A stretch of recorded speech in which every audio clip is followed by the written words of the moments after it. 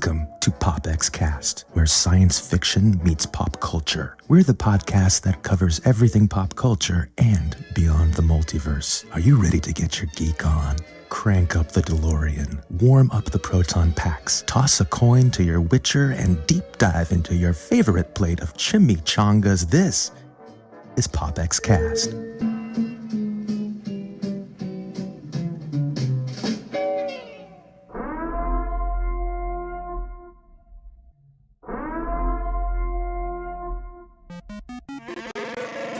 You are listening to PopXcast, where science fiction meets pop culture.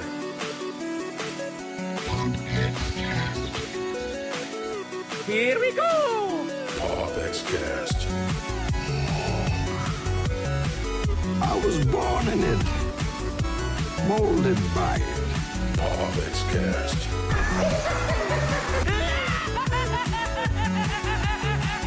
No strings on me. Autobots, transform.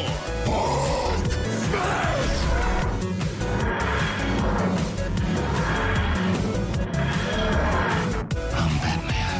By the power of Grayskull. PopXcast. We're doomed. Goal here at Tyrell. More human than human is our motto.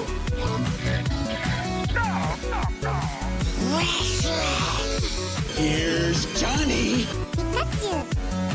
Never had a pet pony. Hasta la vista, baby. PopXcast.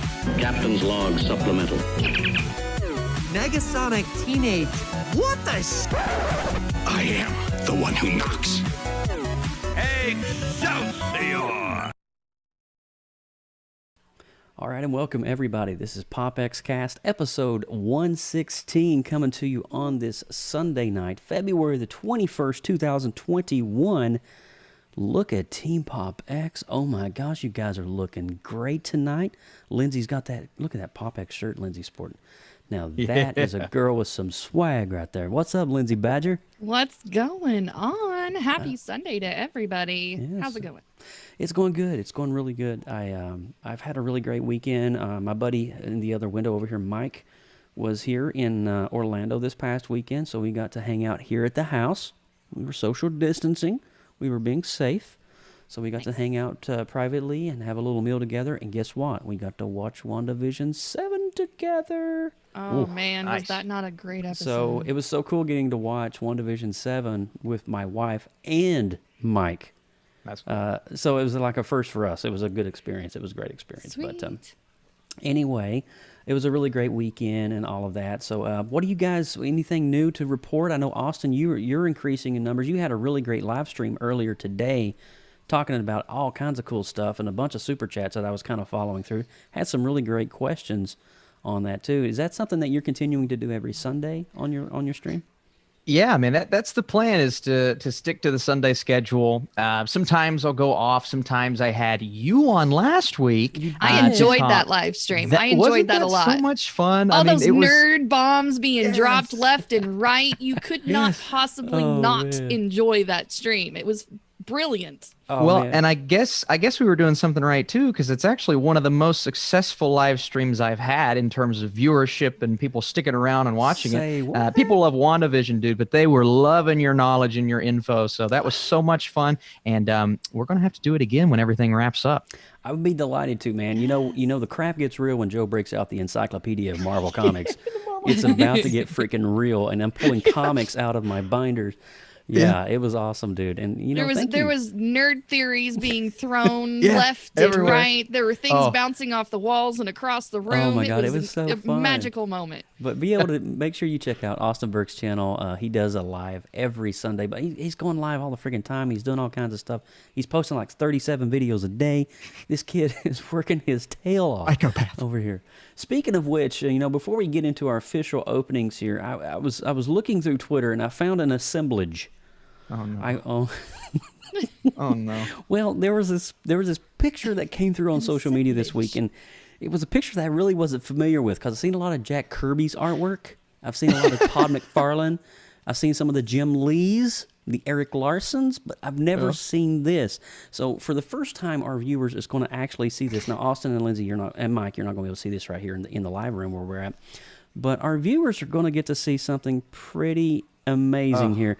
Now, can you tell me exactly what is going on in this picture, and why does Wolverine have forks for knives? Just break this down to me. And why is Steve Rogers in Levi's? Okay. And what is up with my Devinger? mindset. Why is Devinger in a gym outfit?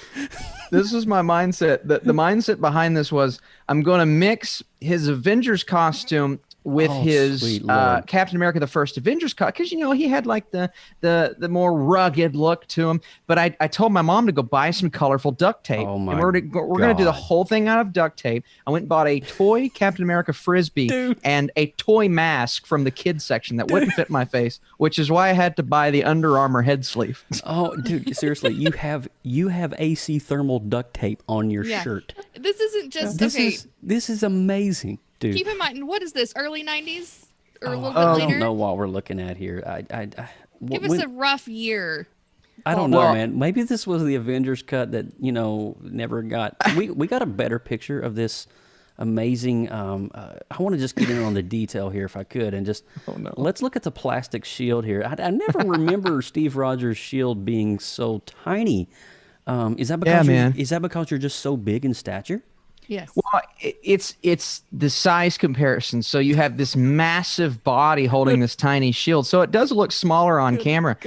But it's also because, it's a very powerful shield. So it's not like I needed all that much to throw in the first place. You know what I mean? But we went and we actually found the vibranium to create that shield. So it was pretty incredible. The Walmart George A. leather belt going across the chest is it for me.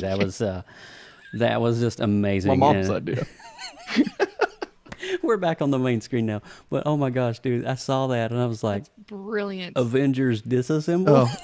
We and I told you this before the show, but it was Heroes Night at the football game. So me and my two nerdy friends were under the impression it was superheroes. No. We were the only three dressed as superheroes. No. Everyone else they were police officers, firefighters, nurses, actual heroes. And we're walking in with my frisbee, and I'm like, oh no. And everybody goes, oh no. So we walk in and everybody starts laughing because they know we're stupid anyway. Oh, what a night, man. What a night that was. God bless you, dude. God bless you. That's all I got for you. It was the most me thing I've ever seen. Well, if that was crazy, thanks for letting us share that. I don't think you really had much of a voice in the matter. But open us up, Austin, to this week's episode, if you don't mind. Oh, my goodness. All right, guys. Well, welcome to PopX, where science fiction meets pop culture. I'm Austin Burke, the Appalachian geek at heart. We would like to welcome everyone joining us live in the PopX.live chat room. Come hang out with us. Join the conversation at PopXcast.com. If this is your first time tuning into PopX, first 20 minutes or so, we run down the headlines since our last show, and then we dive into the show topic at the halfway point. We have a really good episode and the introduction of a new segment this week. I can't wait to do it. I know. It's going to be excited. I am your host, Joseph Burke, Central Florida's seasoned comic book nerd and retro enthusiast. Have no idea why I'm talking like that. But we're part of an amazing network of creative collectives from a vast expanse known only as the Creative Multiverse. Now, this network of creatives is lightly sprinkled with talent that even surpasses what our own imaginations could begin to fathom. For more information, the Creative Multiverse is on Facebook as a Facebook group. Just search at the Creative Multiverse. And we're also on, why am I doing this? I have no idea. But we are at the Creative Multiverse on Instagram and Twitter. Be sure to check out that Facebook group. We just completed Art You Worry last month. Some really good artwork to catch up on. Yeah. So hope you guys get connected with us there. Yes. And just a quick note that we're hosting our second. Oh, well, never mind. We did it. What? Yeah. You're up, Lindsay. What are we doing? Are we celebrating archery all over again? We can if you want. I mean, we can. Just do it. Just do it all over the place. You guys just come on over. We can just do it all year long. For me. Like Nike. Yeah, I'll do it. Well, you met these two knuckleheads. I am also a host for the evening. My name is Lindsay Badger, and some people may consider me your favorite geeky okie. If not, that's okay. We'll get to know each other, and I'll change your mind. If you missed episode 115, we hung out with a really, really cool group last time. The Blue Man Group Orlando farewell show. We got to speak with a lot of the fan base there and hear some really cool stories and share some memories of all the years past and how everybody in this close-knit little community is really going to miss having that show in Orlando. But we also have high hopes that they will continue in other places across the country and around the world. Thank you. I do if too. you missed that, please go back and watch it. It was really sweet. It was a good show. Oh, that's so kind of you to say that, Lindsay. Thank you. Oh, you're welcome. And also, let's not forget, because we have to have this reminder every week, because it's super important for us. After tonight's show, after the live ends, I want you guys to do us a favor. Go over to Google Play or iTunes. Make sure you click on the subscribe button. You can also do it on YouTube too while you're here. Just, while you're waiting. Just click it or ticket. You can do that. Click it or ticket. While you're there, make sure you check on our archive of shows in the PopX archive. It's amazing, fun, good, geeky goodness all over the place in there. While you're doing reviews, 5-star ratings are always a plus, and we like that as well. Is there anything else you guys want to add? Just me and Austin are like, yeah, you guys are like... We're orally fixating on our microphone devices. Orally fixated. I don't have the bobblehead motion that Joe had, so I'm not nearly as entertaining. Yeah, that's about as close as I can get for you. Spider-Man. Wait, I do have this new addition. Oh, look, you got... Oh, yes, you got Bob Ross. Bob Ross. Bob. That's my boy. He talks too, but we won't be including him in our show this Happy week. little trees. So, all right, guys, we have... well, thank you, Lindsay Badger, and we're going to go ahead and continue on with the news this week. Yes. Don't go anywhere. We will be right back in just a moment. We got PopX News and a brand new segment. Holy cow, I hope you didn't forget about the brand new segment. You were looking at the title and you're like, what is going on? What is up with this? I don't know. You're about to find out. Don't go nowhere. News is coming up. Extra, read all about it. This is PopX News, coming to you live right here on PopXcast.com. Wow, that GIF. So good. And this is a reminder to our audience that the Muppet Show is now live streaming on Disney Plus. All of the seasons. Who has seen the Muppet Show? Have you guys watched any of it yet? Yeah. I have fully inducted my son into the fan club of Muppet Show, cool. and I am a proud mom. There you go. Aw. That's amazing. Well, guys, we had some really cool stuff kick off this week. Earlier in the week, the first Mortal Kombat movie trailer for the rebooted film is finally here. And oh my God, I watched it, and I had to watch it like 10 more times after that. And it's got all the fights, all the fatalities. It's pure Mortal Kombat. It's fan service. It's crazy. And it's everything essentially that we would have hoped for in a film like Mortal Kombat. And Sub-Zero, Scorpion, Mileena, and many more iconic fighters from Mortal Kombat's universe make an appearance as we get our first look at the live action that'll support a new and original Mortal Kombat story. So they're kind of mixing a little bit with the comic book lore, a little bit of the video game lore, and then a little bit of some new stuff along the way, and they're just kind of throwing it in there as a cool. I appreciate that too. I think it's something fresh, something that the fans are not expecting. I think that's a smart way to go for this kind of film. Sub-Zero made a promo visit through Oklahoma last week. Dude, I'm telling you, you guys got frickin' snowmageddon. We were up in colder there. than Alaska a couple of days. Yeah, there's terms I would say colder than, and we could fill in the blanks, but we're not going to on this podcast. Fill it in with whatever you want, and it would be accurate. It's going to be cold, I'm telling you right now. But Mortal Kombat is not only the original, but it's a reboot to the MK film franchise. Now, if you remember back in the 90s, they did create one that created the iconic Mortal Kombat soundtrack that we all know. But it will be available in both theaters and on HBO Max. Now, Austin, did you see the Mortal Kombat trailer this week? Anybody, did our fans see the Mortal Kombat trailer? I lost it. I lost my mind. It was so good. And I wasn't expecting it to be that good. Like the original film I think has a lot going for it. Clearly, it's cheesy, but I think it embraces that, and it's still to this day one of the best comic or video game movies of all time. This, you're mixing all of that magic with. I mean, it's not the best CGI we've seen, but if you look at what their budget actually was, 30 to 40 million, the CGI is actually really incredible for what they're doing. The combat, the action, the blood, the fatalities, the lines, guys, it is, I mean, we could be looking at the best video game movie of all time with this film. I agree. I had to rewatch this thing like 10 times because there were just so much Easter eggs. I mean, I think I saw Reptile in one of the scenes. We see Jax. I mean, just the cast, it's just unreal. Oh, and we can't forget about Kano. It's amazing. And it's just like fan service to friends and fans of the franchise of the video games that's been here since, the early 90s, 94, I do believe. Yeah. And it was amazing, and I loved it. And you're right, the CGI may not be the top, but you know what? I can easily overlook that if the story is enough to capture me. And I do feel that they dropped this trailer, and I do believe there's enough nuggets there that this movie is going to sustain viewers for the long haul, for sure. Yes. Lindsay, did you see the trailer this week? I think I missed it. And I'm wanting to go back after the show tonight and go watch it. I know, right? It's been a kind of a funky week, y'all. Give me a break. I'll give you a break. I don't have a Kit Kat, or I would, but I know. Oh. But it sounds and looks amazing from what I'm hearing from you guys, so I'm definitely excited about it. Well, if you're a fan of the video game, this movie is like literally watching a video game. Well, I do have good fond memories of kicking butt on that video game in the arcade. All right, let's test Lindsay Badger. This is off the cuff. Your favorite fatality, or no, I didn't have like moves memorized. I just what about your favorite character? And kick some ass. What about your favorite character? I don't know. Okay, all right. Favorite character? Okay. I don't know who mine would be. Mine is Scorpion. Yeah, Scorpion is my guy. Get over here. Probably. All day long. Get over. Oh, that line delivery in the trailer.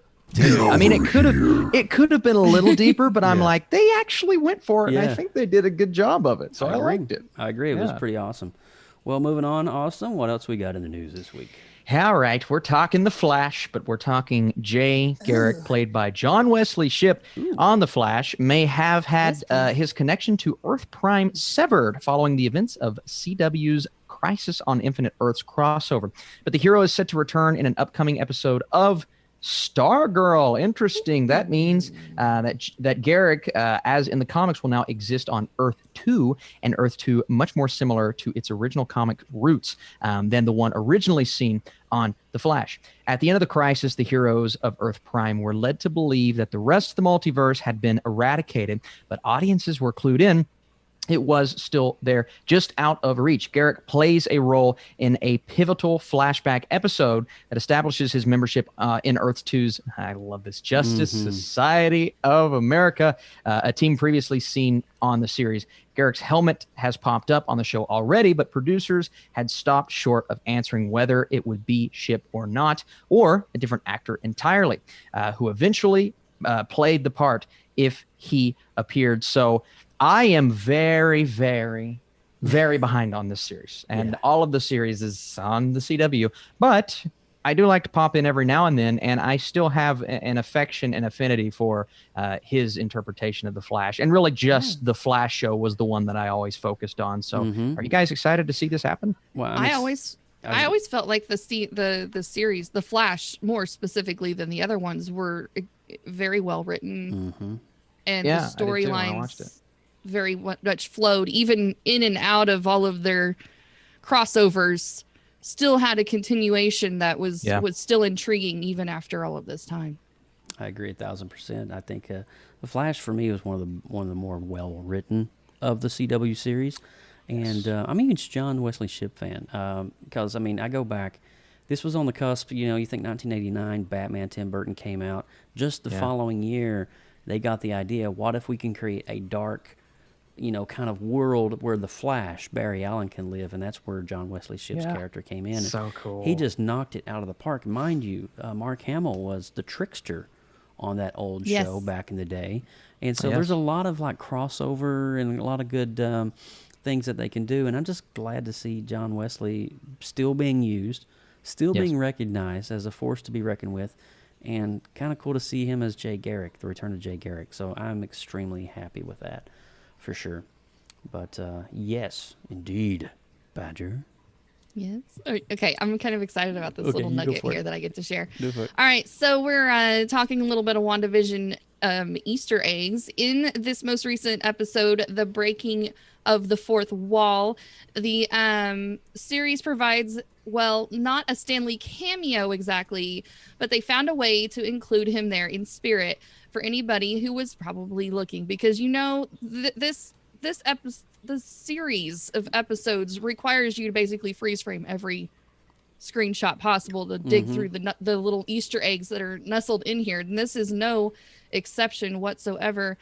The entrance, the opening sequence, which you guys recognize what it was mimicking, The Office a little bit. Yeah.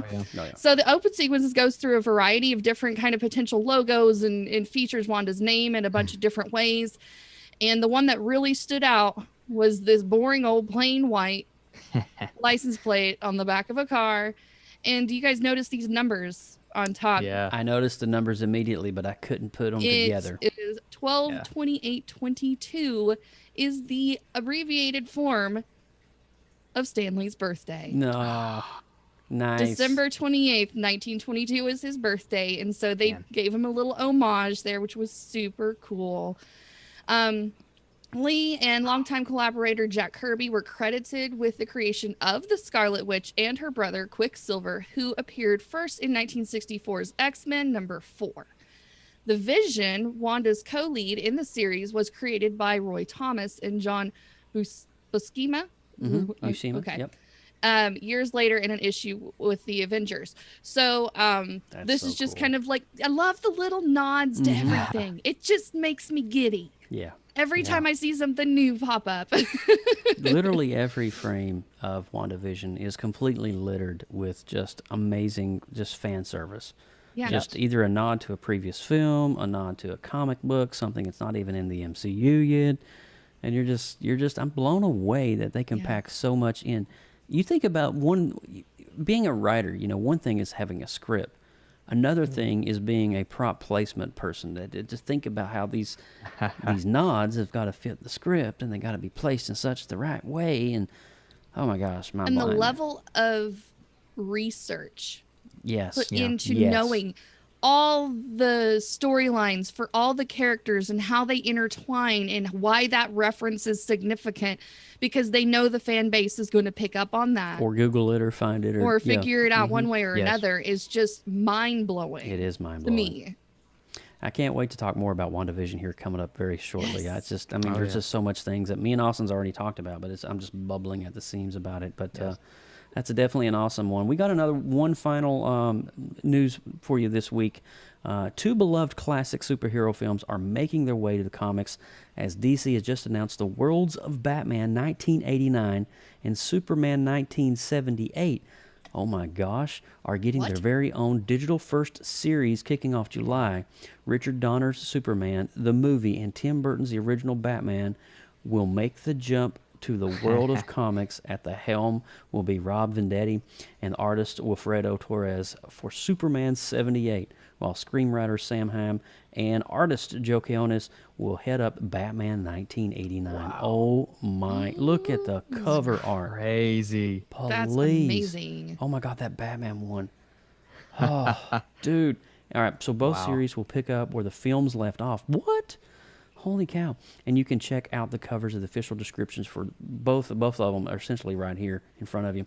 The official description for Batman 89 reads, continuing the twisted adventures of DC's Dark Knight from Tim Burton's seminal classic Batman movies, Batman 89 brings in screenwriters Sam Hamm, Batman Returns, and artist Joe Quinones, that's Dial H for Hero, to pull on a number of threads left dangling by the prolific director. So there's some loose threads there. The gothic mentality behind the world, while still rooted in a sense of realism, helped inform many of DC's global fans' first impression on the Dark Knight's Gotham. In the new Batman 89 comic, Hamm and Quinones will help usher in the return of Selina Kyle, Catwoman, and will debut the new Robin. Interesting. Plus, Quinones has a new version of Harvey Dent, Two-Face, that is close to movie magic as a comic can get. Oh, that's cool. Oh my gosh. I got to go to my local comic book shop and put these in my subs because I want both of these covers ASAP. And I would not be opposed if I had that Batman poster hanging up in my room in my man cave. That would look really cool in the man cave. I'm just going to say that right now.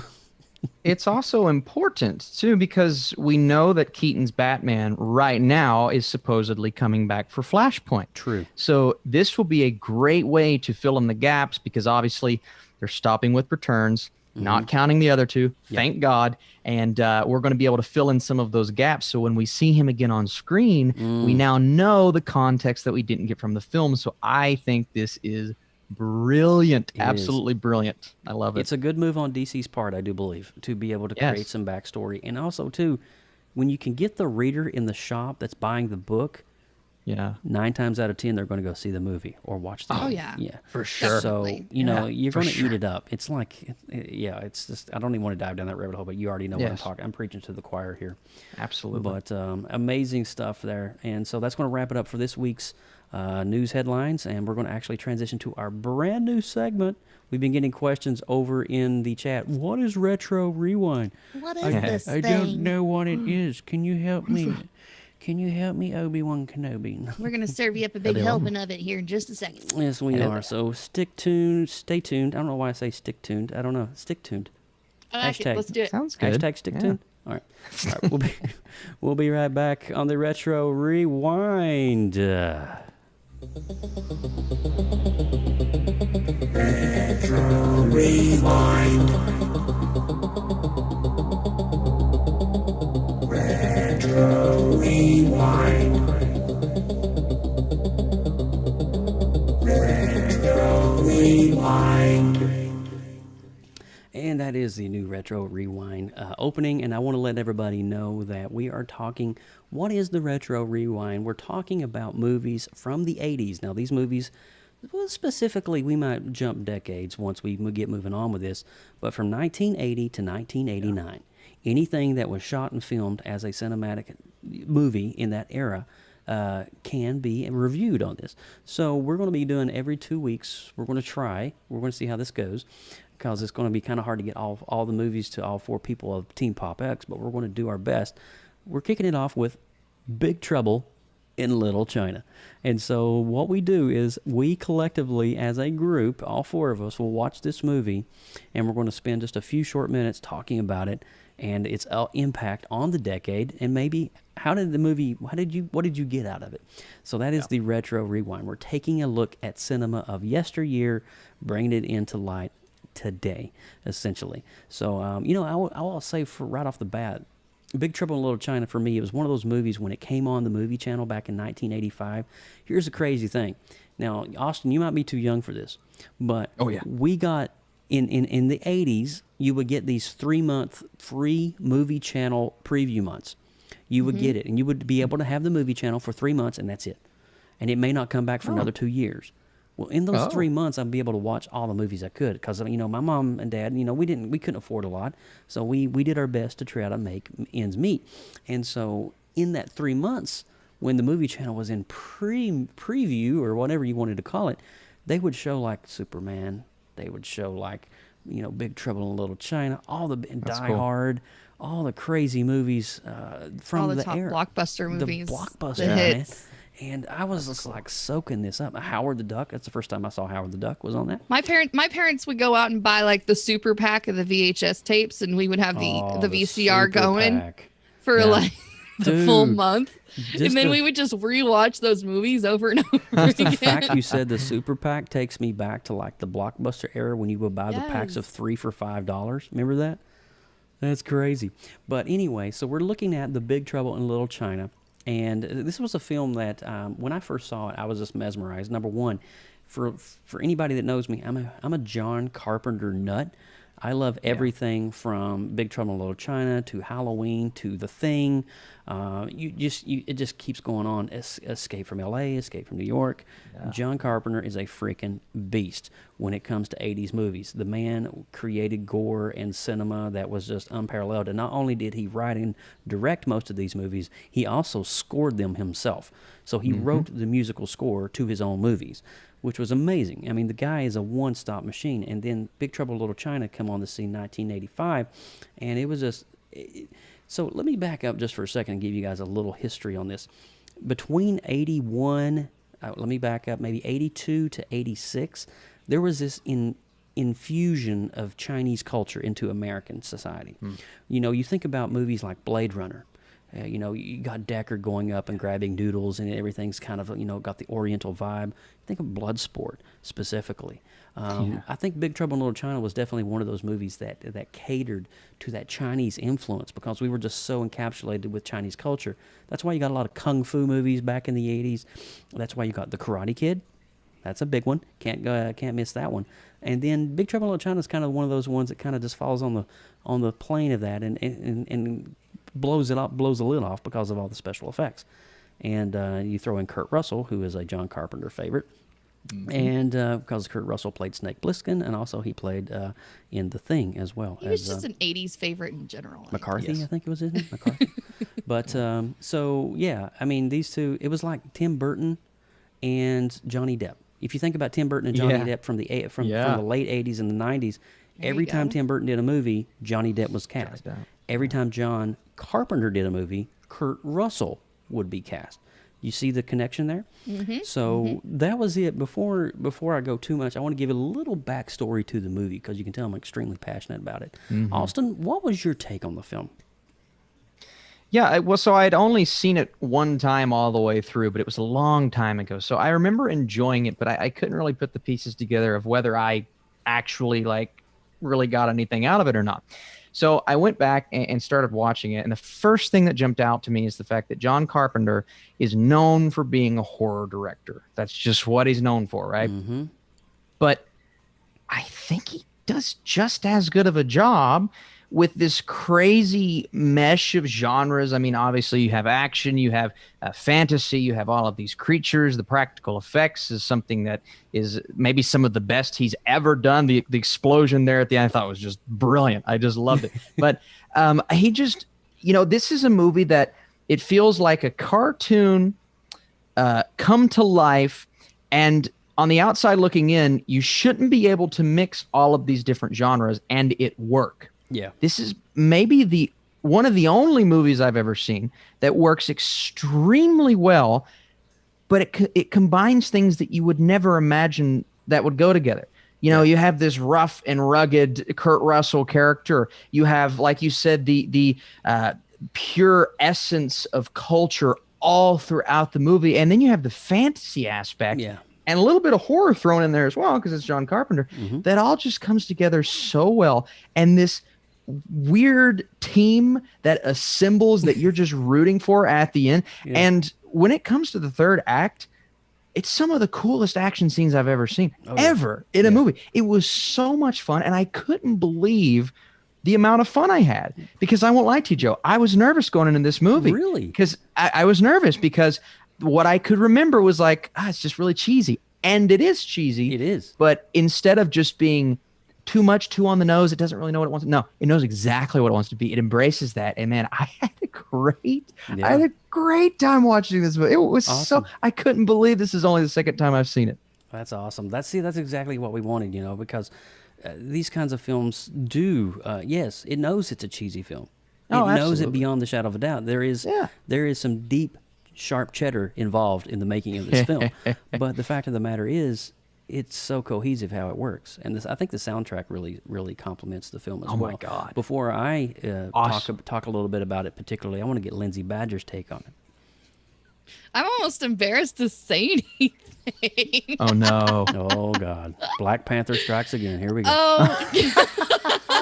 Oh shoot. No, nothing can be as bad as that. You guys are right. This movie is the extra large can of spray cheese of movies.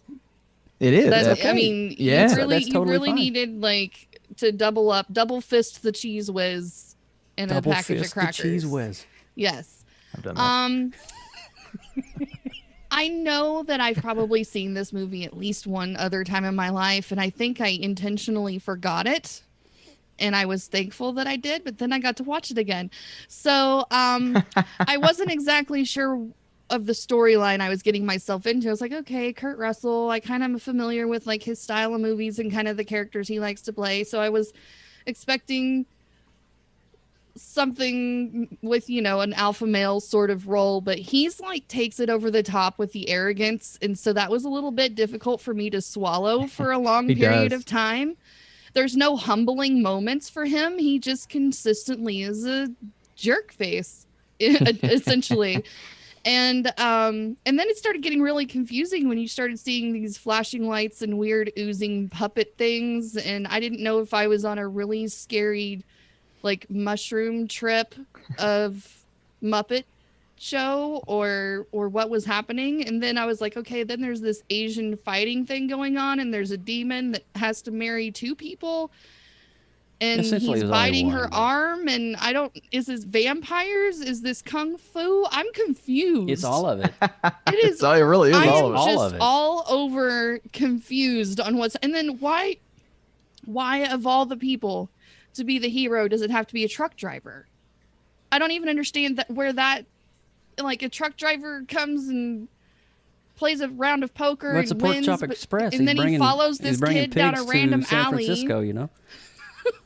It is just so random and all over the place. Now, I'm not going to bash on your childhood there, Joe, because I really don't want to tap dance on your childhood memories, because I've gone back and watched some of my beloved childhood movies that I have rated so highly. Mm-hmm. And then gone back and watched them again as an adult and been significantly let down. Yeah. Cat in the Hat. So Mike Myers. So grew up with that movie. I get the feeling of the nostalgia and the heartfelt warmth towards the movie that you may have, but it just didn't land for me. There was a lot of hot mess happening through it consistently that I just didn't really connect with the movie as well as probably I would have if I was 15 years younger and in the 80s. Okay. So right. I'll just leave it right there. That. We'll leave it there. I did like the music, though. I did like the music. Okay. Mike Ippolito, where are you at? You want to share your story on Big Trouble? Is there anything you want to divulge and release to the fan base?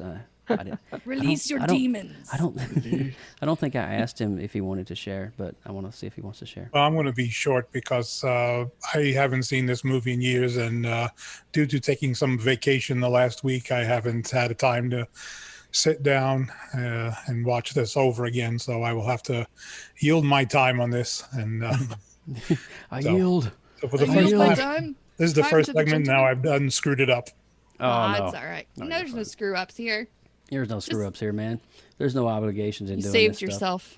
But yeah, I mean, I think Austin hit the nail on the head. It knows it's a cheesy movie. It knows it's crazy. It's a combination of vampire and Chinese lore and snarky, smart ass truck driver, you know, and Lindsay's response was the response I was afraid I was going to have, because I've seen countless 80s films, and honestly, we may hit on a few of them. There are a couple that I don't like that everybody else likes, but this is one that I truly believe just embraces that. And if it wasn't Carpenter, I think I would have been in that camp, because it is just I use the word hodgepodge. It is a hodgepodge of different genres.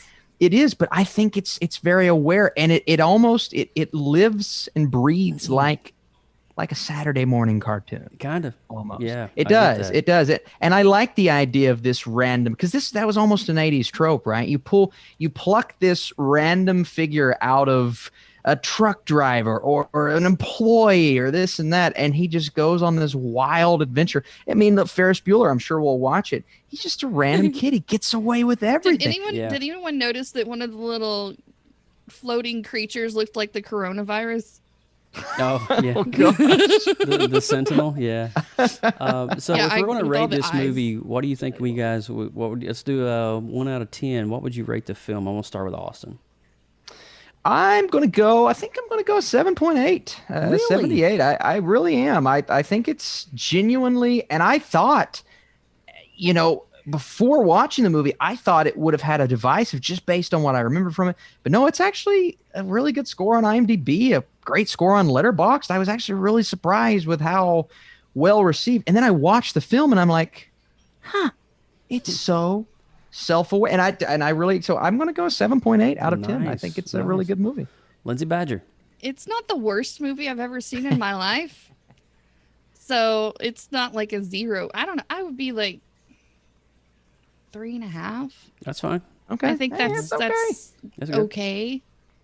I like the honesty. I think, yeah. At least you're honest about it. I would go with probably with a 7.5 on my end on the 80s movies. I get into the cheese, man. I can't help it. I am a sucker for a good cheesy campy movie, especially when it's got John Carpenter's name attached to it. Yes. I'm sorry, but I am a fan of Carpenter. I completely agree. If you guys enjoy the Retro Rewind, we're going to try to do this every other week. And next week's movie, we're going to be doing The Never Ending Story, which is a huge hit of the 80s. I mean, you're combining fantasy and a great story, underlying theme there as well. So get ready for that. That's going to be coming up on March. We'll be doing The Never Ending Story. I'm so excited for that. Yeah. So I can hear the song in my head right now. Turn around. Anyway, all right. So we're going to get into the main premise of the show. We have about 25-30 minutes to talk about WandaVision. And, look at that. Darth Baca said he's going to give it an 8 over in the chat room. Thank you. Got Alex Lopez, John Poffenbarger. We got the whole cast and crew. It's Mateo, Very nice. J Tier. What's up, guys, in the party PopX people? chat room? Hey. All right, so we're going to switch in. We're going to roll the spoiler alert. We're going to be talking some heavy crap here on WandaVision. We're going to be breaking down the last 3 episodes, 5 through 7. So don't go anywhere. This is the spoiler alert. Danger. You are about to enter a PopX spoiler alert. Beyond this point, there is no return. You have been warned. All right, you have been warned. WandaVision 5, 6, and 7. Okay, so before we dive in to the nitty gritty of this, raise your hand if the song is still stuck in your head. I'm humming it. WandaVision. No, the one at the end, silly goose. Yeah. Oh. Yeah. Yes. Yeah, it's been taking the internet by storm. I've heard so many comments and posts about how they can't get the song out of their head. So let's carry on. We'll get to that. Now, wait a minute. What song are we talking about? Is this the one at the end of 7? Agatha. It was Agatha. Oh my gosh. Agatha. The Monsters theme song. It was so brilliant. And for anybody that's listening that wants to get that earworm permanently stuck in your head, we did look it up the other day. It is on Spotify. So you can just repeat that sucker all day long if you want. Yes. That is hilarious. Man, it ain't even been a week yet. My husband looked it up because he's like, I bet you that's not even on Spotify yet. I was like, look it up. I bet you it is. And it sure enough was. All alone. That's awesome. Oh my gosh. So we're going to be talking about, let's see here. Let's dive in on a very special episode. That was the 80s episode. That was the episode, so much craziness. I mean, I think the 80s episode was really nice. A lot of great nods, obviously, to the decade. And some very weird things started happening in terms of the actual bubble itself in the 80s. And we started seeing things growing and things going crazy. And so then it kind of moved into the Halloween Spooktacular. And for me, I want to say that the Halloween Spooktacular show was definitely the turning point in the show when things really started kind of getting more real. Like Vision, we learned this entire time that Vision is very much aware of what's going on. He's not buying it.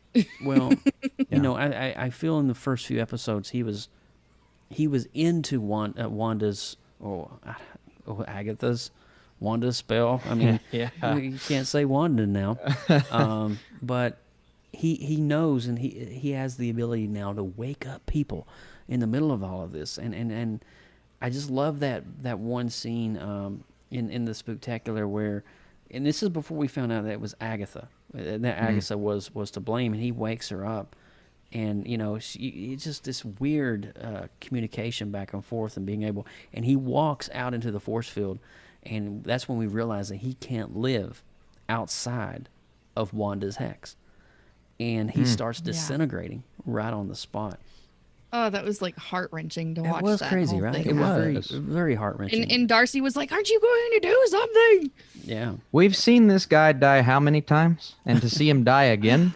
Well, we can add it to the reel. No, I'm good. Poor Vision, man. Let's kill the droid, the android. Nobody will care. Yeah. Anyway. But then we kind of, the cliffhanger of that was, Vision was on the edge of the thing, and then Wanda's pushing the boundary out. And then she realizes that she is in control, and she increases, the size of the hex beyond the perimeter of where the sword complex was. And then magically the sword complex turns into a circus, which is crazy. And then that leads us into this week's one with breaking the fourth wall, which is more of the office style setup where they're looking directly at the camera, talking, and there's this crazy interview, conversation with Wanda and Vision. It's really interesting. But all along there's these things going on in the background that just are really, especially Monica Rambeau's character specifically. Oh yeah, she had a lot of development over the last 3 episodes. A lot of development. Yes. And I want to pause for a minute. Let's talk about Monica. We know Monica Rambeau is Spectrum in the comics. We know that. And that her abilities at some point were going to have to come, whether it be some kind of mutational rift or some kind of teleportation through the multiverse or some kind of serum or whatever she was going to get. She eventually is going to become Spectrum. And this past week, man, we got to see that whole process. And we got a tease of it in last week's episode on the Halloween Spectacular, that every time Monica goes in and out of the spell, the hex, that her code, her DNA is completely rewritten. And so yeah, I'm Darcy had found that on the laptop, right? All of her lab work. Right. Stuff. Everything is, and then speaking of the laptop, Darcy broke into Hayward's laptop and was like, Hayward is doing everything he can to get Vision's body back. That's right. We still don't know what that is. They're tracking him. Yeah, they're tracking him. He's got a beacon on him, and they're tracking his movements in and out of the hex, which is crazy. But Austin, up to this point, let's talk specifically the last 2 episodes, the Halloween and the breaking the fourth wall. What have been some of the huge takeaways that you personally have seen or have gotten away with from these 2 episodes? Have you watched? Well, mostly the Easter eggs, I think, are the things that are getting us most excited for each episode following, right? So we got the Evan Peters setup, and then we explored who he was and realized, well, he actually has Pietro's memories, right? But then that sets up the Agnes reveal when we learn that she was actually controlling him all along. Yeah, that was super confusing. She, right? Yeah, so now we're trying to figure out, because we saw that post-credits scene, not to go too far. Real? But is he fake? Is he, And now there is the idea that maybe he is Agatha Harkness's son in the comics, and he's just putting on the facade of a Quicksilver, or she could have plucked that Quicksilver from the multiverse, because Aaron Taylor Johnson's body has obviously decayed by now. So we need a Quicksilver. Let's grab this one. So the possibilities, but that's what I love about this show, is that each episode, the possibilities are endless. And then we have Monica Rambeau set up, and everybody keeps talking about, well, this is leading right into Spider-Man, to Doctor Strange. Yeah. It's also leading right into Captain Marvel too. It is. Because this is a full-on origin story for a superhero. And may I say, one of the coolest origin stories I've seen for a character in the MCU. That scene where she's going through, trudging, and her face is shifting, and you see the spectrum of colors once she gets in, which is super cool. I think she's a BA character. I really do. And I am so excited to see what she does in Captain Marvel 2. And did anybody see when she's going through, if you pause it at the right point, when you see the multiple versions of Rambeau, she's in different outfits. If you look on the back right side, she is in a white outfit with blue trim. That is her Spectrum comic. So you can actually pause it. So when she's going through there, and you can see the multiple versions This is what we're talking about, the Easter eggs. You have to freeze every frame to get everything out of each episode. It's crazy. Me and Austin had a really good discussion too last week on his live stream about, is Mephisto really a part of this? Is he really? It's been up in the air of a question And everybody thinks that everything that moves that isn't explained is Mephisto. Yeah. So I don't know if it's just them toying with us or if it's just something that we're making up in our own minds, which is probably part of the aspect that Disney's even in this doing week's on episode, purpose. when Wanda goes down to Agatha's crypt, if you will, there's even like demonic horn things. What's with the book? Can we talk about the book? Yes. Please, can we talk about the book? Is Darkhold? Is that right?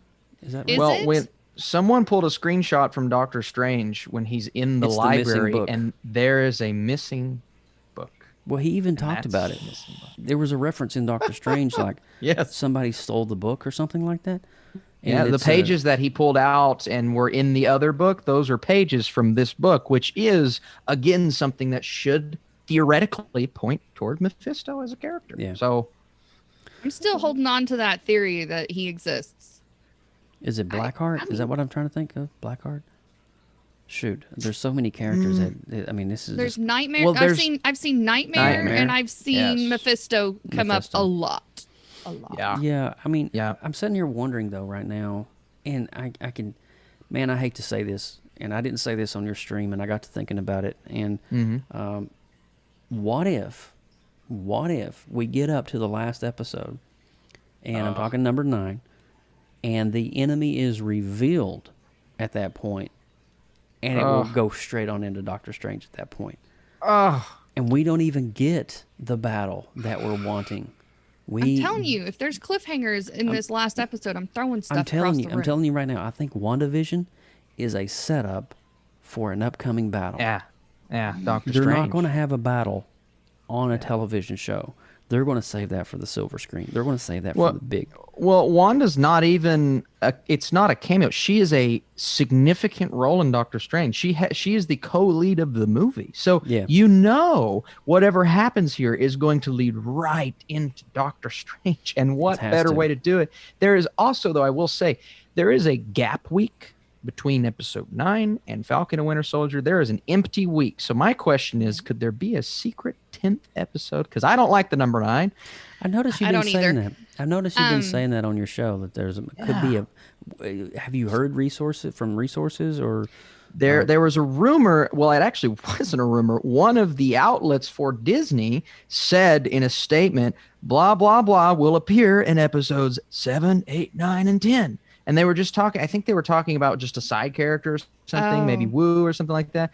And everybody goes, "Whoa, hold 10? up, What? 10? Yeah." And everybody goes 10. And so people think it was either a mistake or just a slip up. So while we're talking about Monica for a second, who is the astrophysicist person that she texted? You're killing me. Let's talk about this because it's Reed Richards. Please be John Krasinski.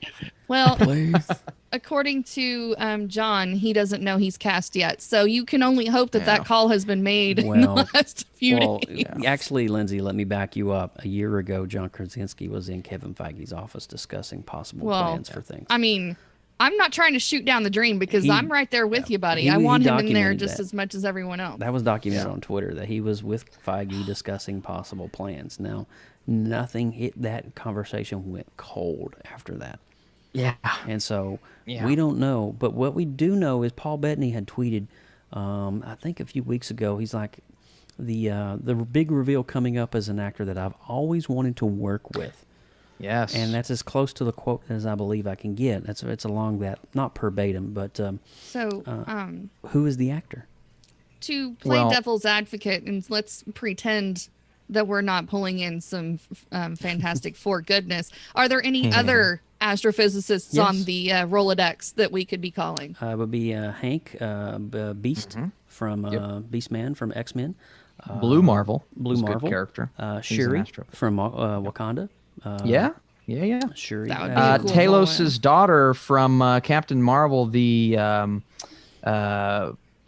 aliens from that movie, Ben Mendelsohn's character, his daughter, who was her age, Monica's age at the time, I believe she's actually an engineer in the comic books. Yes, I believe you're so right. Isn't Ironheart as well, Riri? Isn't she on the intellectual side as well? That could very well be her. Also, an actor that somebody did some research. So he's worked with Ian McKellen. He's worked with a lot of these. He's never worked with Patrick Stewart. Really? No. And it's somebody he hasn't worked with. And he said my whole life. And to me, that's like, well, that means the Could we guy's see got to be Patrick older Stewart than him. come through the portal as Charles Xavier? You know, Patrick Stewart had a meeting with Kevin Feige. No, I would wait have a goosebumps. minute. Back up a minute. I would have goosebumps if he shows up. When did Stewart talk to? Stewart had a meeting with Feige, I believe, 2 years ago, and this was right after Logan. But Stewart came out of the meeting saying, "I was happy with the way my character went out in Logan, so the talks didn't go anywhere." According to sources. So, did they go anywhere? Did they go anywhere? Well, so there is. I mean, we're setting up a lot of things here, and I just don't believe that it's Agatha. I don't believe that Agnes. No, I don't She's believe never been the villain. She's always been the antagonist, the henchman yeah, of sorts. She's kind of the antagonist, the number 2. But who is controlling her is what I want to know, and who the heck is Pietro? Who do you work for? I mean, well, another great point I think is important bringing up. Multiple people have brought this up on Twitter, is apparently the character of Mephisto, and we don't know if he's banned, but apparently China is considering not allowing that character to enter their theaters. So when you have something like that, and China is, I think at this point, the biggest box office location in the world. Yeah, I think if Marvel's smart, they're not going to use the character of Mephisto. So would they substitute a character like a Nightmare? So that's the only thing keeping me from going full on Mephisto is if that rumor is true. Now, we could just be some people talking, but if that rumor is true, would they want to risk box office in China? The answer is no. But I mean, is that plausible? Is that information plausible? Because China has some of the most demonic characters in their manga I've ever seen in my life. I mean, it would not make sense. True. It sounds like to me that's probably just some kind of made-up jargon. Because they wouldn't let Deadpool. They wouldn't let Deadpool play at their box office because of certain things in the movie. There's a list. If you go look at the list of movies that aren't allowed, I think The Dark Knight wasn't allowed to play in China. There's a list of movies you would not think in a million years that are not allowed to play in China. Yeah, it's fascinating. That is very interesting. Did you guys love the Halloween costumes? Oh my gosh. Well, I mean, we're looking at it right now. Actually, our viewers are looking at the show card right now of Scarlet Witch and Vision in their retro attire. So I mean, that is just so good, dude. And I was reading in an interview that Elizabeth Olsen actually fought for Scarlet Witch's outfit. They weren't originally going to do it. They were going to do like a version of it, but not with the headdress and the cowl that she's wearing. Oh, you've got to do it. You have to. And this is like the perfect opportunity to homage that. That's Alex Lopez in the chat room. The cameos. Peter Griffin. Peter. Peter Griffin, yeah. But we're talking the finale of this. We only have 2 episodes left, theoretically. And so we're wondering who the aeroscience space engineer is, I believe. And I kind of looking at the thing on this past week's episode of Monica getting into this capsule, this vehicle, and she's looking and she's putting on the suit. Dude, that suit looks like freaking Fantastic Four type stuff. Yes, because if you go back, the Fantastic Four movie they made in 2015 that kind of flopped? It looks like the suits that they wore in that film when they all went through the solar storm that gave them their powers. Mm-hmm. And even that scene was reminiscent of the Fantastic Four. She's going through the force field, and that's how she gets her powers. I'm like, if this isn't Fantastic Four, I don't know what is, man. It was all just like... But I'll be honest with you. I think at this point, and I want to hear Lindsay and maybe Mike, you can come in on this conversation. You don't have to hide behind an image. Don't hide. He's hiding. I would love to have his... There he is. Hi, Mike. Joe, I want to dive into your fan theory, too, before we wrap up today. Okay, we can dive into my fan theory. So we were talking the finality of all this and how it's... I would be happy if it's one of the two. If it's Reed Richards or Beast, I would be really happy if it was either of those. I mean, honestly, you're bringing in the Fox properties either way, if you think about it. Yes. So Mike, who do you think is this big bad that everybody's alluding to? Do you feel it's Mephisto, or do you think that's just like, something else? Probably at this point, probably not. I think it's going to be, somebody big. as far as the physicist, I'm hoping Reed Richards. I hope in some kind of form, shape, or name drop, something to that effect. I think after watching the last episode, I don't think Agatha Harkness is going to be, the final villain. I think there's going to be a big one, and it's going to come probably within the last 5 or 7 minutes of the final episode.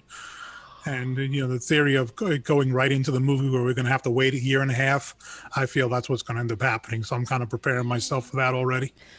We were just talking about that too, and I'm glad you brought that up. I kind of feel that there's not going to be the battle in WandaVision. WandaVision is going to be the setup for the battle. Yeah. Because, you would have to think about it. Look at the production cost to set up some kind of, just the casting and the scoring and then the cinematography and the CGI. That's not going to happen in this show. I do not feel it. But I believe by the time we hit episode 9, we will see the reveal of the character, and we will know going into Doctor Strange Multiverse of Madness that the crap's about to hit the fan, essentially. Yeah. So, Mike, what did you think about Monica Rambeau's transition into Spectrum? What was your thoughts on seeing a character evolve into a mutant, essentially?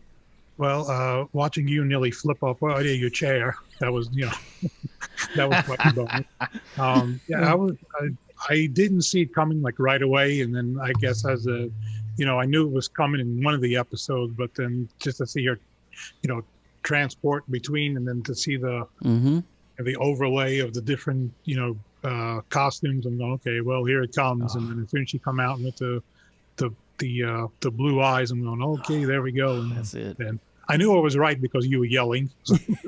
Well, you knew it was right because I was yelling. But there was the one part which I kind of, to me, I don't know. The first thing I thought it was like a quick Iron Man throwback is where Wanda had her up in the air and they went to throw her down. And when she landed and put her fist down, that was kind of like landing. Yes. Like an the Iron superhero Man landing. throwback. Yeah. It was so cool.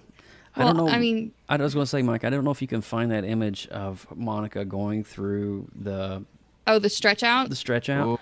But at the end of that is her costume, and if you can find it, you can. If you can't, don't sweat it, Mike. I'll I do have a couple of questions Sure. with the Hex in general. Okay, because we already discussed that this is a 1-season show. It's not continuing. Yes. The Hex continues, and as we know from the comic book knowledge, the only reason why it comes down is because she's basically like her kids have been taken from her. So right now the kids have disappeared into the basement. We don't know what's going to happen to them.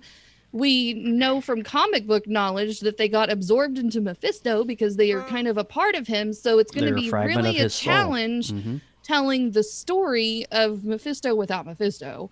So I would like to know what the heck's going to happen to them. And if they're still in existence, the Hex is still going to be up. How is that going to come to a close without having that come to a close? Well, I think the book is the answer. I think the book is the answer. I think the book is going to be the answer. And I'm not ruling, Are they literally going to close the book on WandaVision? That is so cheesy.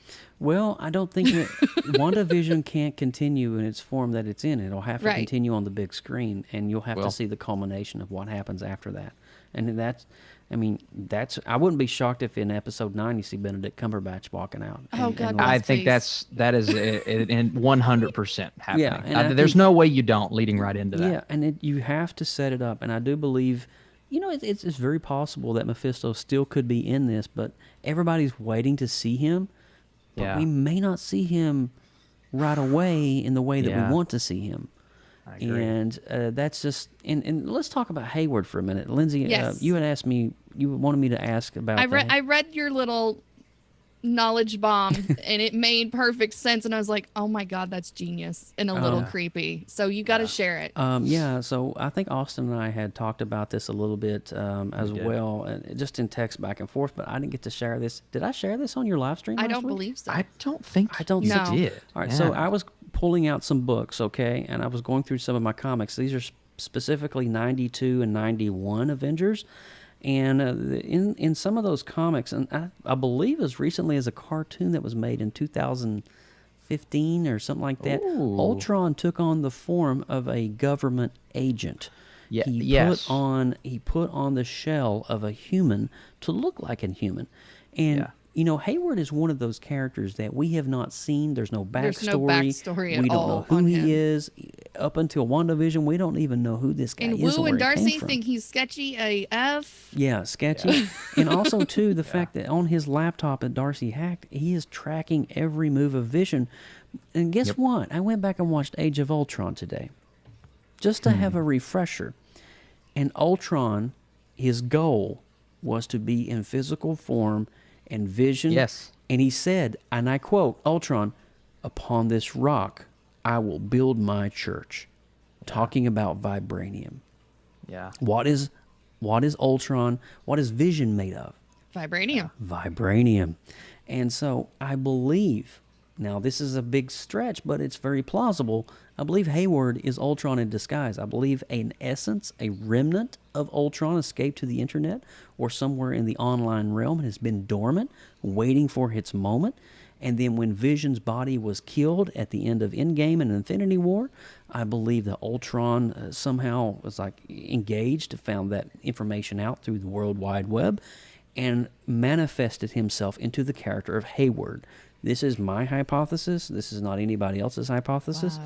But I believe that we may have dualities here, and it will be awesome. It's just weird, though, when you go to Google.com and you type in WandaVision That's what I just did. Did you That's what really? I just did. If you go to Google.com, cast. he is cast as He's the on the voice of cast. Ultron. James Spader. Strange. And then I believe Austin even said last on your thing last week, he was getting ready to film. He was off a week of the Blacklist filming, so he could go and record some project, and nobody knows what the project is because it's a non-disclosure agreement. Yes, it was while WandaVision and was I was filming. even- took a WandaVision week off. was filming. I was even trying to think back on all of the previous episodes and be like, well, did we hear Ultron's voice anywhere Yeah. in any of the previous explanations? Because, they kind of been like, well, how did Wanda acquire Vision's body and all this stuff? And I was like, there's nothing that mentions him whatsoever. Nothing that mentions him. And he is not even mentioned in the show Agents of S.H.I.E.L.D. He is nowhere. This guy is manifested out of nothing. But yet he's on the cast list, friends. But yet he's on the cast list. And it's amazing because when you think about a character, it would be so crazy as if we get to episode 9 and Hayward is transformed into the robotic version of Ultron. And we find out not only there. All right, so look at the look at the one in the forward. You'll see the one on the left. You'll see kind of the headdress that looks like Captain Marvel. Yeah. Can you see it on the left-hand side, right in her face? He's got the mask on. Yep. I'm getting close. Yeah. She's got the mask on. And here's a factoid a lot of people may not know about Spectrum. You ready for this? She got her powers long before Carol Danvers got hers. Yeah, that's true. Yeah. So if That's you think true. about it, Spectrum would be the Justice Society to the Justice League of Carol Danvers. They're switching it up here. Yeah. They're switching it up. And so it's really interesting because in essence, Monica Rambeau and Captain Marvel almost have the same exact power that they can control. It's energy that they can control. Yeah. I think if I'm not mistaken, Captain Marvel is Photon or what is it? Shoot. Well, actually, that's funny. I said Photon. That's her Photon mom. is a nickname to Spectrum in the comics. Yeah. That's it her is. nickname. Yeah. Photon. So you think about that. But here's the wild thing. In Captain Marvel 2, you're going to have Monica Rambeau and Captain Marvel. And Miss together. Marvel. And Miss Marvel. Yeah. She's cast too. Yeah. So That's a lot of power in one movie. that's a lot of power. Thank you, my Mike, God. for pulling that up, dude. That I really appreciate that. Yeah. But you think about, all right, so we've seen these 3 episodes, and I do believe that the Halloween Spooktacular and Breaking the Fourth Wall are by far some of the greatest achievements in the show that we've seen so far. Mike, what is your take on it? I mean, how do you feel? Do you feel that we're going to kind of be left on a cliffhanger, or do you think everything's going to be answered in episode 9? What is your take? I think since this is going directly into Doctor Strange, I don't think we're going to get a resolution to this. I think they're leaving that for the movie. And like you said before, the production budget for this to have a big fight with major characters, would be astronomical. I mean, considering how much money they put into the CG already for this show, I'm sure that it's definitely going to be, it's going to come to a point where it's just going to just stop, and then it'll be just continue. It'll be like, maybe I'm hoping for some kind of end credit scene where maybe Doctor Strange would show up in an end credit scene, and then that would just turn right into madness. And I think that seems realistic. That seems very realistic, very safe. I definitely like that. And see, even John Parfenbarger over in the room, he says, definite cliffhanger. He said, they're not going to give you an answer right here. They're not going to have a big battle with the big thing we may get out of this will be the reveal of this aerospace engineer. Yeah. That cameo is coming up, and I have a feeling it's going to be in episode 9. Big battle's going to be me and my furniture in the living room with a cliffhanger. Lindsay's about to destroy some stuff. It's about to go down WWE style in my house. Well, a couple of quick little nuggets that I think are very interesting talking about Doctor Strange. So, one, we know that Sam Raimi is director of the Spider-Man trilogy, which Multiverse of Madness. Do we have another character as one of the main leads? Do we have a Tobey Maguire Spider-Man? That's been a little bit of a rumor popping up. And also because he brought in Danny Elfman, the composer, who also composed Spider-Man, Spider-Man 2. Sam Raimi is composing the score to Sam Raimi brought in Danny Elfman, so that's the combo, right? That's the exact combination that we got with the Spider-Man trilogy. It is. So, and do you remember in Spider-Man 2, I'm going crazy, when J. Jonah Jameson said, Dr. Octopus, no, Doctor Strange, it's taken. Do you remember that? When he was having that back and forth with his assistants? Doctor Strange, it's taken. What does that mean? I know this was all the way back in 2004, but it's such a nugget. And then to bring in Sam Raimi, and then to bring in Danny Elfman, the exact same people that brought us Spider-Man, and it's called Multiverse of Madness. I think Spider-Man's going to be involved. And then another rumor that we got actually today. I don't know if you guys saw this, but this was actually talked about by some big people on Twitter. Jennifer Lawrence is being looked at as Invisible Woman in Fantastic. Oh, I heard about that too. Yes. Heard about Not that. Emily Blunt, Jennifer Lawrence. Really? What is Darcy's role going to be inside the Hex? Oh, I don't know. That's a good question. Because she's very aware of everything going on, and she's one of the only ones in there that doesn't have superpowers. Do you think she's going to be kind of a support team for Vision? Maybe. Well, her and Vision are the only two Agatha. Well, if you include Agatha. And we got to talk about Pietro, too. I think all 4 of those are in the know. Inside of the Hex. In the spell. I wonder if Darcy's going to be kind of like the Vision's going to zap the people and she's going to let my people go, kind of Moses out of the Hex sort of thing. That's good. That's good. That's my theory. I just made that up just now. So I do believe that there's going to be. I do like this combination of Darcy and Vision, though. Yeah, it's great. Kind of running around Westview, helping out people and stuff like that. Unfreezing everyone. But I go back to what I said earlier. I do believe the answers are in the book. The book that there was a reason they focused in on that shot. There's a reason that we see that, and if you pause some of the frames, crazy magic purple glowing vine things everywhere, it lets us know that Agnes is in control of everything. And but my question is, who is controlling Agnes, and what is the motive behind her holding the book that was in Doctor Strange's crypt over on Bleecker Street? So you think about all that, and there's just your brain just literally melts. Well, she also continues to mention her husband Ralph. She's mentioned him. It feels like every line of dialogue. Ralph is gonna turn into the bad dude. Yes, that's what I think too. Whoever it is, he's the bad There's dude. a reason he's being mentioned. Yeah. Yes, multiple times. Yeah, and so Ralph. Mephisto never had an actual human name because he was always a god. He's a demigod. Yeah. So, but what I was going to say, in certain scenes of the crypt, if you pause, as it's kind of doing the panorama, there's like the goat horned looking structures that is very reminiscent of a devil or an evil, demon or whatever you want to call it. I do feel whatever it's going to be, stuff. it's either going to be Nightmare or it's going to be Mephisto. It's going to be crazy, and I think it's personally I'm kind of rooting for the Mephisto kind of rap because I really want to see some kind of demonic entity go up against Doctor Strange. I think that would be pretty freaking awesome. Wow! But he already did that really with Dormammu. Yeah, I was going to say he got some horns with Dormammu for sure. Dormammu was the Devourer. No, that's Galactus's Devour Worlds. Dormammu was basically a summoner, somebody that was summoned to devour a world.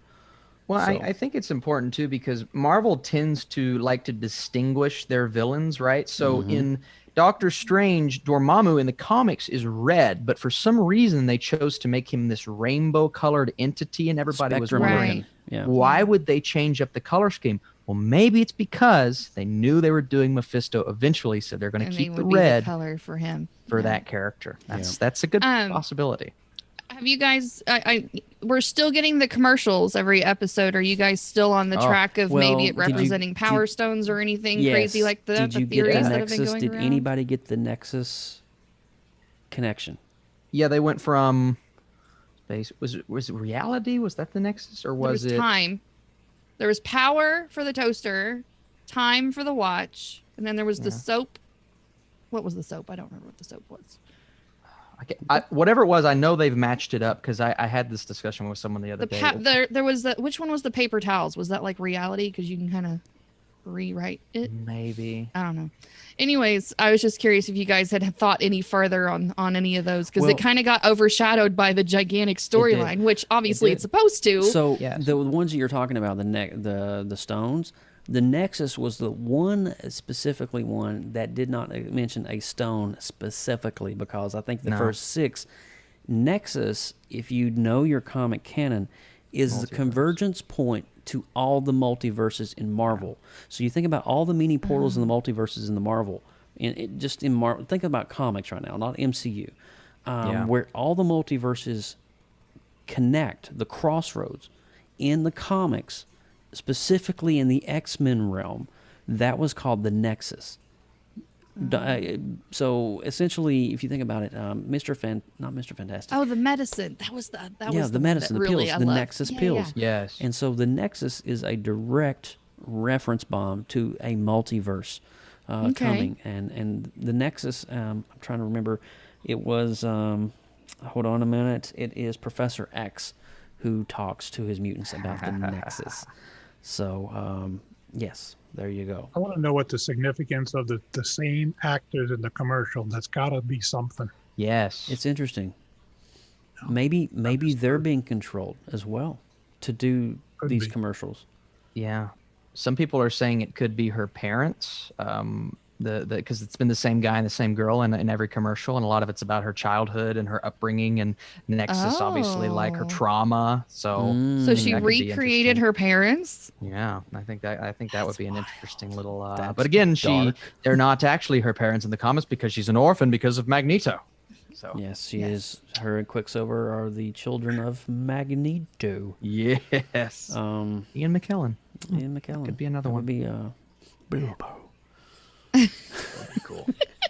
We could go all night with all these crazy stuff, but I love just bringing up those key points that I know we talked about some of these last time. I wanted to bring them back up and see if anything had changed since then. So no, I think everything's on point. I feel like we just find tiny answers to tiny questions that just make bigger questions. So it's like a snowball effect of I think all 4 of us can probably agree, though, to some extent that we can agree that we're going to get something at the end of this, and we're probably going to get a reveal of a character that's going to come in from a different franchise. We're kind of expecting that, whether it be X-Men or whatever. It'd be great if it was Hugh Jackman, or could be Deadpool. What if Deadpool just came through that thing? It's like, hey guys, I think it'll be Austin's friend with the Wolverine costume. That'd be great. I think it'd be awesome. You see me show up as Cap? Watch out! All right, plastic knives, duct man, plastic knives aplenty, right? I'm going to slice you with my spork. Shield. That's America's duct tape. That's America's. Oh, shoot. There's something wrong with us. All right. We went 20 minutes over here, guys. Yes. But I do believe wrapping this conversation, I kind of feel that now that I'm getting more thinking about it as we're talking about it, we're not going to get a battle here with an enemy. We're getting a setup for an enemy. Yeah. And I think it's going to be a great setup. And I don't be shocked by episode 9 if you get there and they reveal who it is, who's responsible for all the craziness, and then that's where they leave it. Oh. And that's going to suck because it's going to leave us a year waiting for the battle to happen. And well, we can all cry on each other's shoulders the next time many because we're tears will going to be wrap shed. up this series together. But the good thing is, going to yell at me in the comment section. Why? What did you do? Why did you break it, Austin? It's all your fault. Sorry, guys. But you know what the cool thing is about all of this, though, that even with the PopX family here, just a week after WandaVision ends, we get Falcon and Winter Soldier. Yes. So the hype and the conversation is going to continue even through the summer. So we're so excited to be able to do that. But, man, what a great discussion on WandaVision. I mean, we've unpacked a lot of crazy crap today. Everything from Ultron, and Hayward, and Spectrum, and, you know, and the chat's blowing up over here. This rabbit's going to be Galactus and just be done with it. Oh, my God. Galactus. Dude, a giant hand coming out of the portal with a Silver Surfer. Oh my Maybe God, the rabbit's Mephisto. I bet it is. No, you know what? We're all being set up. It's Howard the Duck. That would be Walk into the Multiverse. Oh my God. But not the Howard the Duck that we saw in Guardians of the Galaxy, the one that Steven Spielberg made back in the... Yes, I want more Howard the Duck sex scenes. Yeah. That's what I want. Especially with Thompson. Thompson there. That'd be great. The from the Guardians movie, look like he can use a sandwich. Smoking a pancake. Seth Green. Yeah, that's who it was. Seth Green. All right, guys, we're going to wrap this thing up, man. We have literally done, oh my gosh, we have done a 70-minute show. Well, 80-minute show. Holy cow. Go. That's crazy. Can't contain good content. I mean, I'm telling you, you can't keep it is what it is. You can't keep a good team down. Let's wrap it up, boys. Mike, thanks for hanging with us. I'll see you in the multiverse. That is Atlanta, Georgia. Yes. You shall. All righty. But let's wrap this thing up here, Austin Burke. Why don't you take us out? All right, I'm Austin Burke at the Burkinator. You can search and find me on the internet. We're part of a newly formed creative group known as the Creative Multiverse for more great media content, artwork, and more. Find us on Facebook, Twitter, and Instagram at the Creative Multiverse. If you are creative, produce content, or have talent like I don't, we want to see it and would like for you to share it with us in the multiverse. Delicious. Austin belongs in the multiverse. Don't you dare let him believe Just his underwear and that outfit he wore. Conjure it. Well, while we're still trying to find Austin in the multiverse, you might as well just connect with us on social media. You can find us on Facebook, Instagram, Tumblr, Twitter, and Pinterest, and every other social media network you could probably think of, all at the same hashtag or handle. There's not a hashtag. At PopXcast.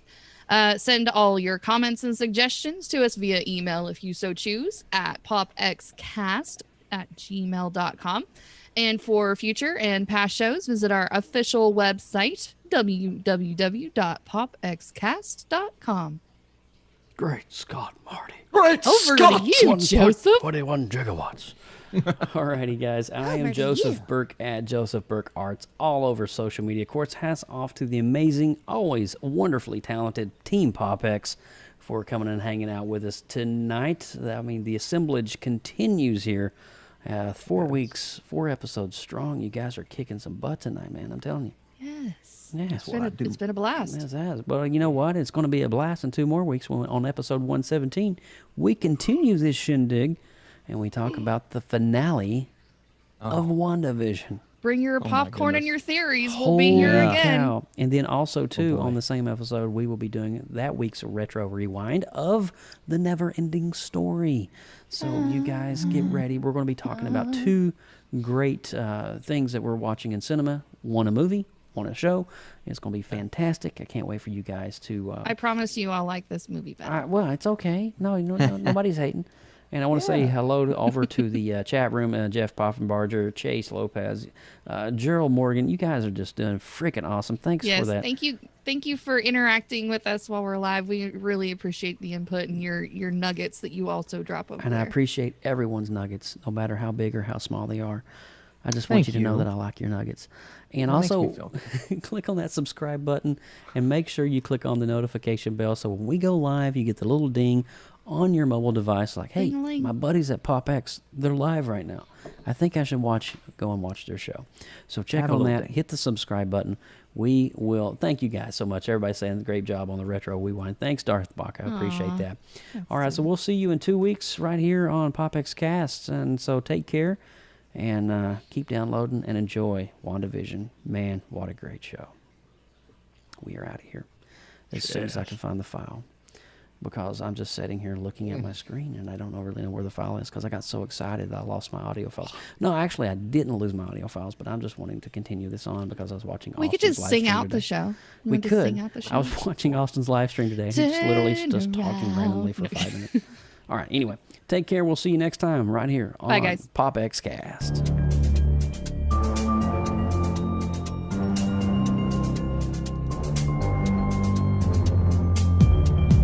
From everyone at PopXcast, thank you so much for listening. Please subscribe to our YouTube channel and click that notification bell so you know when we go live next. Drop us an email, popxcast@gmail.com. Throw us up a like on Instagram and all those other social media outlets at PopXcast. Until next time.